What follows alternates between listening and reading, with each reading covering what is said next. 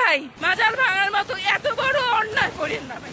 চলেন চলেন প্রিয় দর্শক, এরা মাজারে কি করে একটু দেখে আসি। প্রাণের ভাই ত্রিভুবনের আছে লোক আমার। কেন মাজারের জন্য পাগল হবে না, আরেকটু দেখুন খেয়াল করে ওরা কি করতেছে মাজারে। নামাজ পড়িলেই পাইবানা। তুই পাগল তোর বাপে পাগল, তুই পাগল তোর বাপে পাগল। মাজারে মহিলাদের যাওয়ার দরকার কি?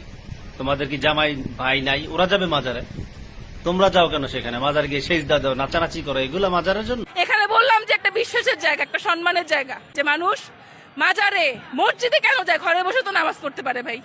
মসজিদের চেয়ে অনেক বেশি মহব্বত এই সমস্ত মানুষগুলোর মাজারের প্রতি। মাজারের সাথে মসজিদের তুলনা দিতেছে এরা, চিন্তা করেন। আরেক ভণ্ড তো বলেই ফেলেছে রাসূল আগে নবীর রওজা ভাঙবো, নবীর রওজা না ভাঙ্গি আমাদের ছোটখাটো রওজাগুলা মাজারগুলা সাল্লাল্লাহু আলাইহি ওয়াসাল্লামের রওজা ভাঙার কথা, নাউজুবিল্লাহি মিন যালিক।